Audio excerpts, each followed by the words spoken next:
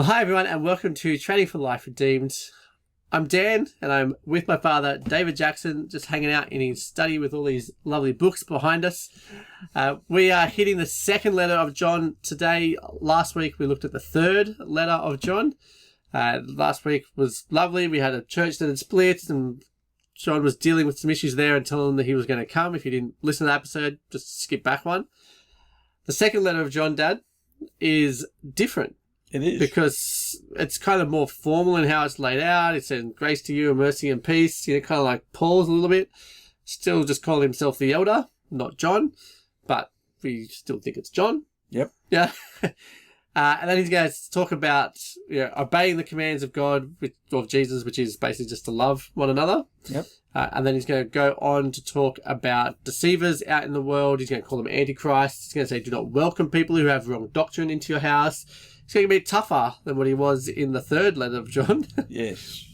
So, set the scene here, Dad. This is still the same context. We're still up in Eastern Turkey, you said, I think? Yes, Western Turkey. Yep. So we've got Laodicea, we've got Ephesus, we've got Colossae, and a whole bunch of other churches who are up in this little area. We're saying that the three letters are going together with the same messenger, but probably to different churches and to different people. Well, yeah, so there's a network of churches. This one's going to go at least initially to wherever Gaius is. But then whatever's hitting that one church is hitting all of them. Yeah. And it's interesting, actually, if you go through, I mean, Jesus said a lot of things about, false prophets and false teachers will come. He warned everybody that was going to happen. So you start off in the early part of the New Testament and you've got the Galatian heresy. So if you're not circumcised, you're not saved. So we had that debate, and that was about 48 AD. So you're looking at, within 20 years of Jesus' death and resurrection, 15 years of Jesus' death and resurrection, you've got this huge crisis in the Jewish Christian community over circumcision. So we settle all of that down. We deal with the, people running around, the Jewish sort of anti-mission. So that's all solved. That's, 48, 50 AD. This is another 10 or 15 so years later. And if you look at your New Testament generally, all of the general epistles, possibly except James, but I think James is probably in there, are dealing with false teachers. So Hebrews, 1 and 2 Peter, 1, 2, 3 John, Jude, this whole thing, and you can throw in there 1 and 2 Timothy and Titus. Yep. Or especially 2 Timothy and Titus. The churches in this area have been hit with a major heresy. And it's another gospel, and it's totally thrown the church into upheaval. And everybody speculates about what it is. We'll get more into what it is next week, but I'll tell you up front, it's not Gnosticism. Okay, the whole Gnostic thing that you read about and you hear about, that's way over in the 2nd century, 180 AD sometime. This is 100 and something years earlier. So this heresy is causing major upheaval.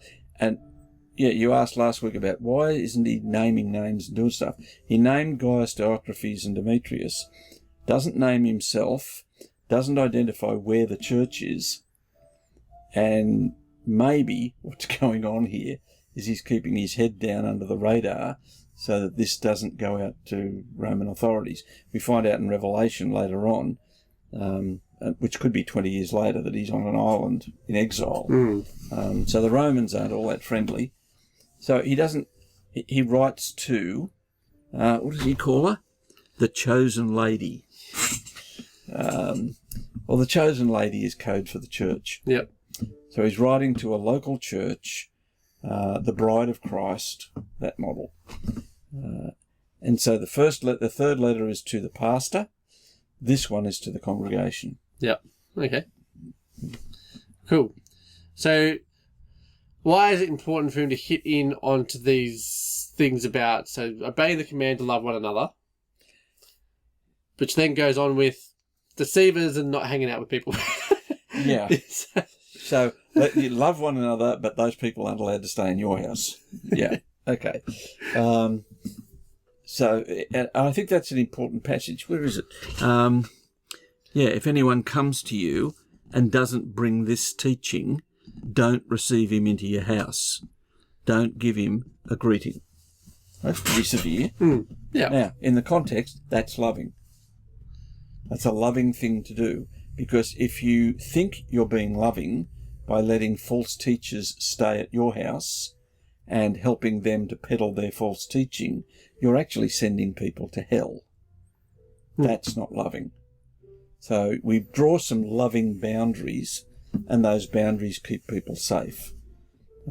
So, there are plenty of people who come and knock on your door, and they want to peddle a false gospel, and, don't let them in.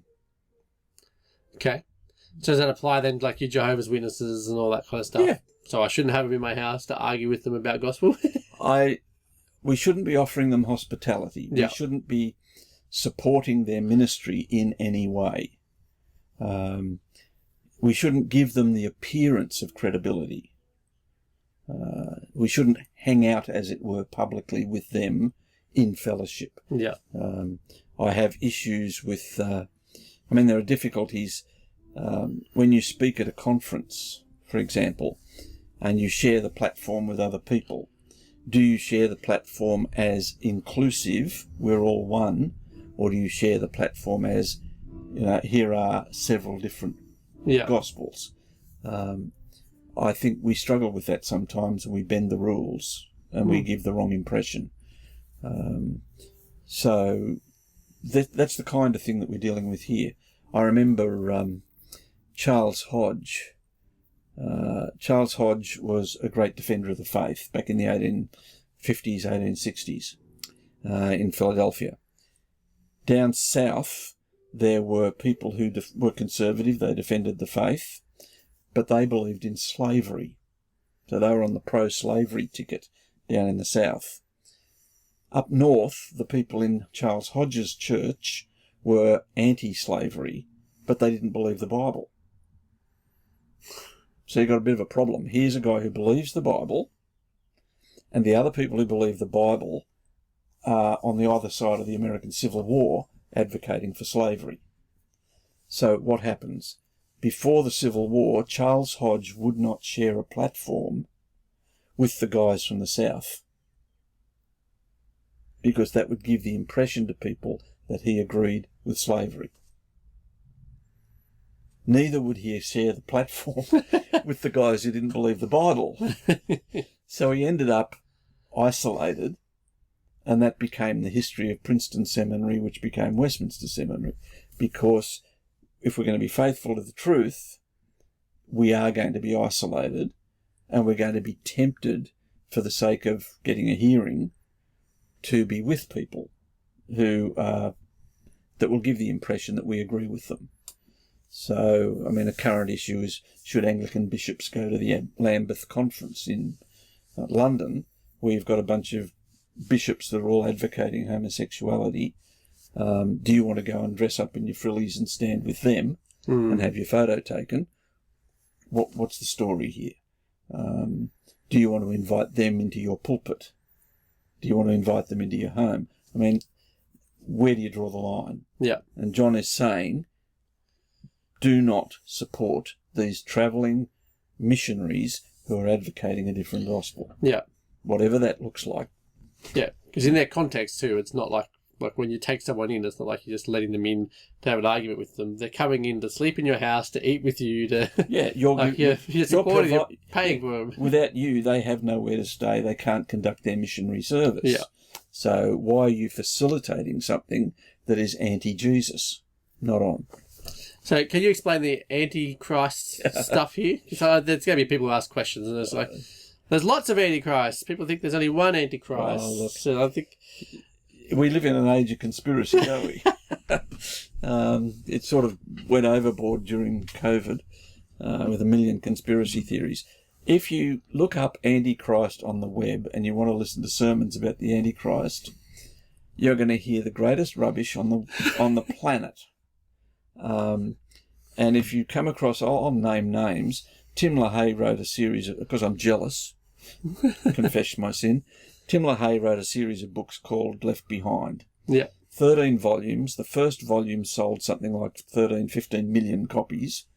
Imagine what he made out of that at $1 a book. Yeah. But have you ever seen such rubbish? He had mapped out the whole second coming down to, the day of the week and who was on which side and, why are all the bad guys Russians and Romanians? It was meant to be fantasy, though, right? It wasn't. No. It's not meant to be a factual It's his story. It's his made-up novels. It's his made-up novels about what he believes is the formula for what's going to happen. And the Antichrist, of course, is, somebody from Eastern Europe. And the good guys are Americans and Israelites. It's just, we read into the Bible what we want to read. The Antichrist has been in history the Pope, Napoleon Bonaparte, the Kaiser in World War One, Hitler in World War Two, communism. I mean, the United Nations, I think, even comes up as a candidate for the Antichrist. One world government with Antichrist on top. Every generation makes it up according to their own gods, effectively. So here's your clue. The Greek word anti, doesn't mean what we mean when we say I'm anti-vaccination or something. Yeah. The anti-vaxxers. It's not about you're against it. Yeah, that's not what anti means in Greek. Anti in Greek means instead of. Yeah. So anybody who puts up a Christ instead of Jesus is an antichrist, a substitute Christ, an alternate way of salvation, if you will. And there are many antichrists. Yep. And plural. They were plural, and they were already there when John wrote the letter. And so what he's saying is all of these heretics who have come into your church trying to lead you astray, they're coming up with an alternative Christ. So their Christ isn't God. That's one model of an antichrist. But there's lots of others. Yeah.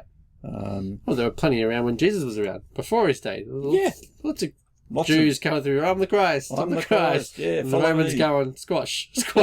Yep, wipe out the whole village. So this is what we've got to realise, that those people who preach an alternative gospel, that sends people to hell. They are substitutes for Christ, and that's not loving, and that's not faithful, and that's not salvation. That's terrible.